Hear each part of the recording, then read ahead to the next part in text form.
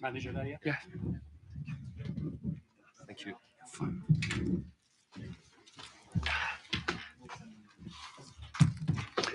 Okay, guys, who wants to kick us off? Simon at the front then? Hi, Simon. Hi, David. Sorry.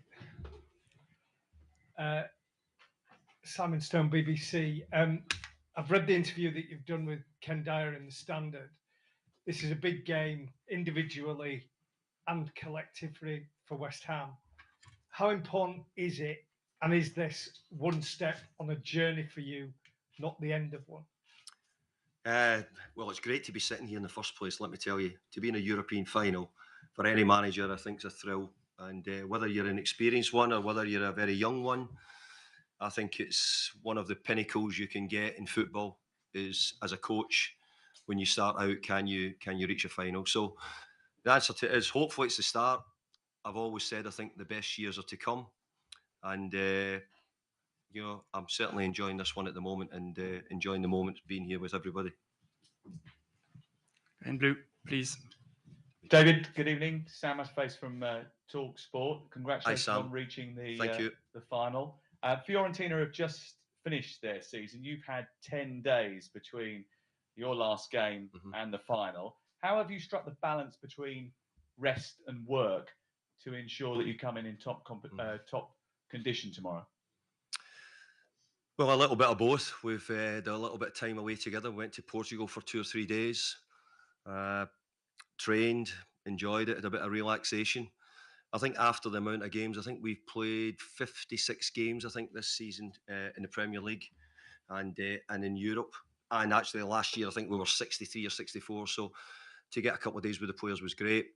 And then really just to build up and get the players ready for the game. Hopefully the gap of 10 days won't be too big an issue when you've played that amount of games in one season. Hi. Hi. Hi. Antonio Giordano, Fantacalcio.it. What is the quality of Fiorentina that scared you the most? Well, I wouldn't tell you. Okay. But what I will say is I've been hugely impressed by Fiorentina. Their form, certainly since maybe after the World Cup's been very good. They've already got to one cup final. So it tells you that they've got something. The manager has done a really, really good job with Fiorentina in a short time.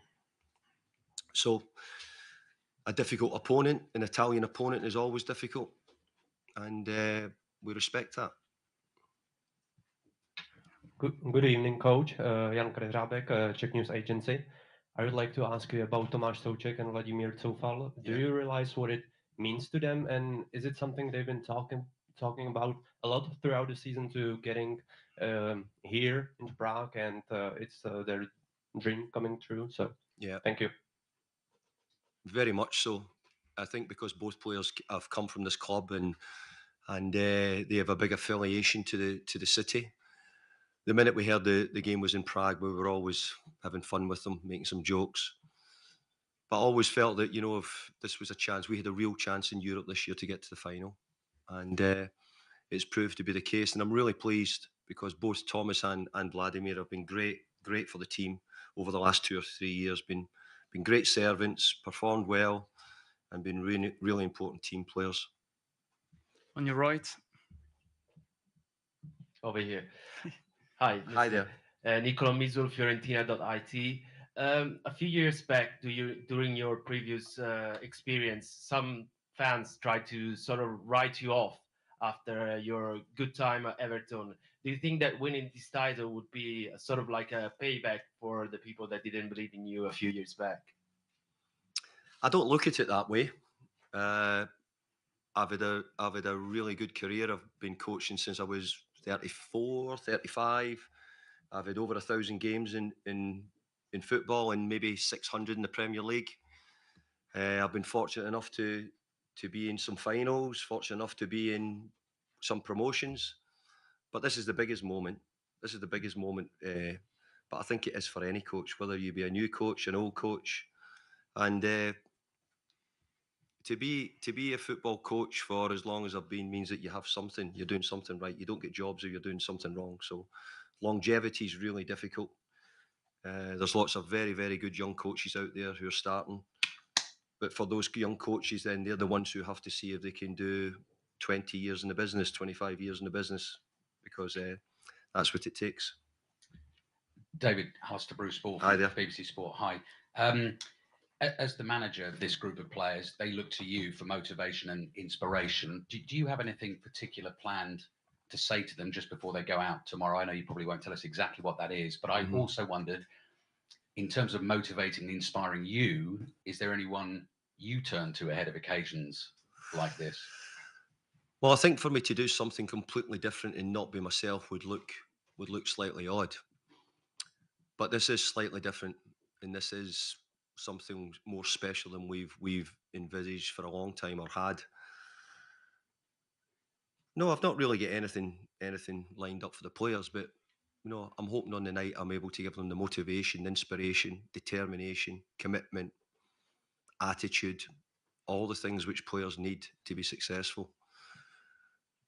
But ultimately, then you need to find yourself a way to get a win. This job in football is to find a way of winning, and that'll be the key message really in the end. Hello, David. Hi there. Emilio Lezama from Mexico, El Universal. Sorry. Right in front of you. For a match like this, in the preparation, do you prepare yourself creating different scenarios, many scenarios, and thinking of what you would do in each scenario, or is it more of a thing where you stick to what you know how to do, and then whatever is happening during the game, you react to it? How do you confront strategically? How do you prepare for a game like this? Well, I think all the things you said you do. I think you're continuously thinking about how we're going to play, how we're going to cause the opposition problems, what problems will they cause us. So all those things get intermingled into how you prepare. But I think also having plan B, plan C if required, whatever else is needed, I think is always useful. But I think more importantly that you're trying to prepare, get yourself in the right place, do all the correct things which you've got you to in this position in the first place. And we've now gone through Europe unbeaten in all the games. Last season we got to a semi-final and lost only in the semi-final last season. So our record in European football in the last 2 years has been so good, and we hope that we can continue it tomorrow. David, Gary from Sky back here. Hi, Gary. Hi. Yeah. It's great to hear from you and Jared and Thomas. I guess under normal circumstances, ahead of a big European final, we'd hear from the club captain. Understandably, we're not hearing from him today, but with him off to pastures new in the summer, is it an extra incentive for him to play his heart out and lift that trophy? Well, you said that, not me. You should probably answer your own question, Gary. I don't want to answer that one. Our focus is on winning a game tomorrow night and nothing else. Hi, David. Jacob Steinberg. Hi, Jacob. From The Guardian. Have you made a decision on the goalkeeper yet? Because obviously Alphonse Areola has played every game so far, and if he does start, have you made a decision on whether you might bring on Lucas Fabianski if it goes to penalties? Well, we've got those thoughts. One of the questions there was about your planning, your strategic organisation in your head. I've got all those things in my head, and yeah, I've got my thoughts on what I'm going to do, but I won't reveal them if you don't mind. David, Mike Walters, Daily Mirror. West Ham finished top of the Fair Play League in the Premier League this season, which is a great tribute to your team's discipline.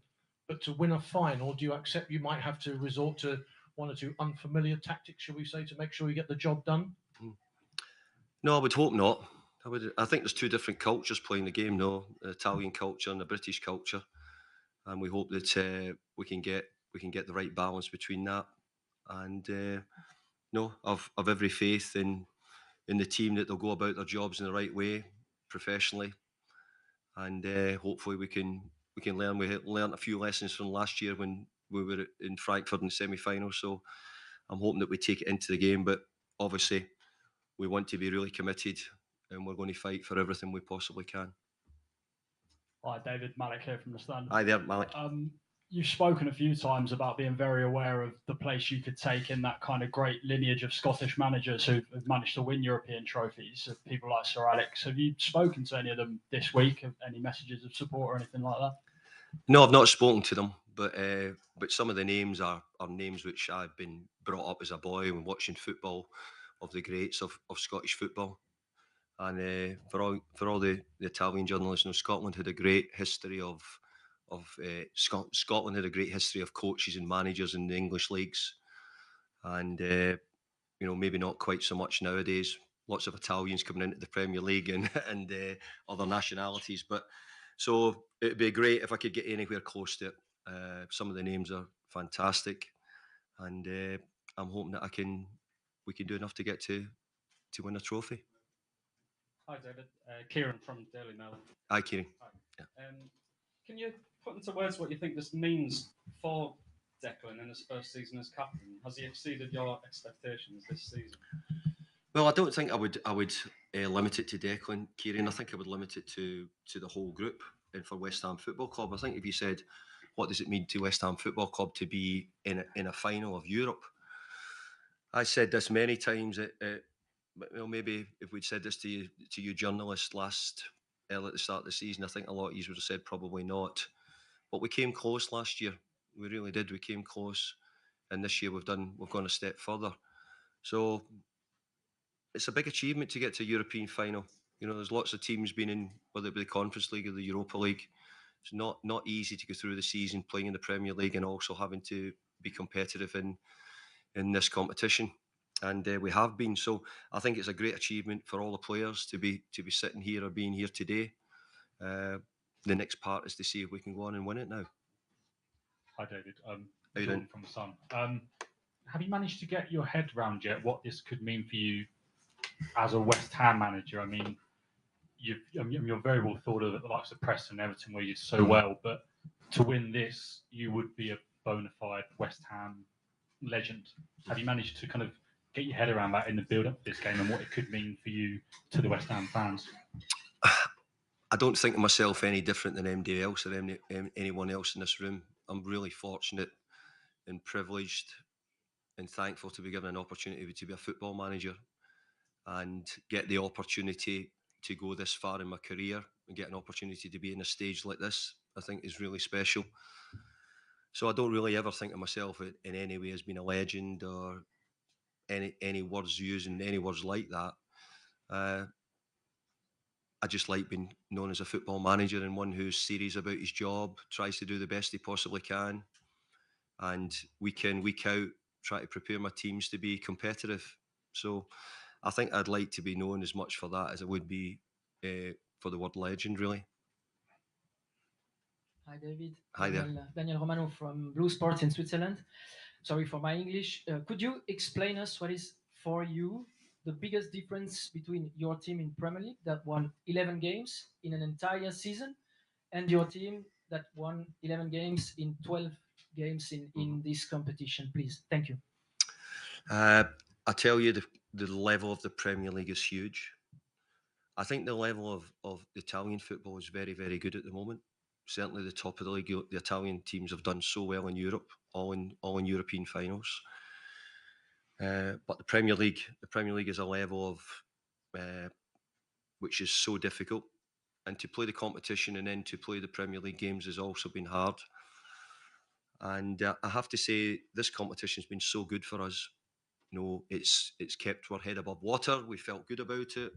We've maybe not always won the next Premier League game, but the squad, the players, everybody who have played in this competition's really enjoyed it, and I think the results and the performances speak for itself.